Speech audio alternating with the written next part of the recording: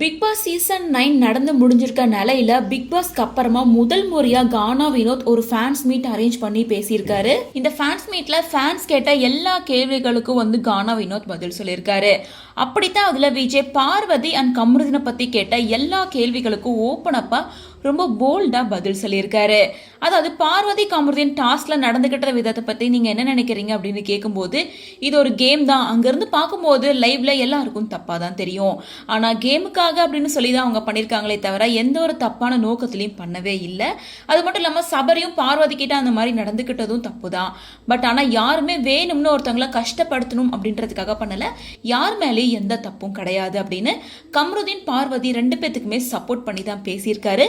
அது மட்டும் இல்லாமல் கமருதீன் பிக் பாஸ் வீட்டை விட்டு வெளியே போகும்போது நீங்கள் அவரை கட்டி பிடிச்சி அழுதிங்க இல்லையா, உங்களுக்கும் அவருக்கும் அப்படி என்ன பாண்ட் இருக்கு, எதுக்காக நீங்க அழுதீங்க அப்படின்னு கேட்கும்போது, கமருதீன் எனக்கு நல்ல ஃப்ரெண்டு, அவரு எவ்வளோ கஷ்டப்பட்டு இந்த இடத்துக்கு வந்தார் அப்படிங்கறத என்கிட்ட சொல்லியிருக்காரு.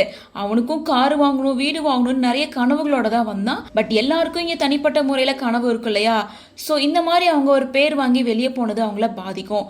ஸோ அதனால எனக்கு மனசு கேட்கவே இல்லை, என்கிட்ட நிறைய சொல்லியிருக்கான், அதனால தாங்கிக்க முடியாம தான் நான் அவனை கட்டி பிடிச்சி அழுதேன்.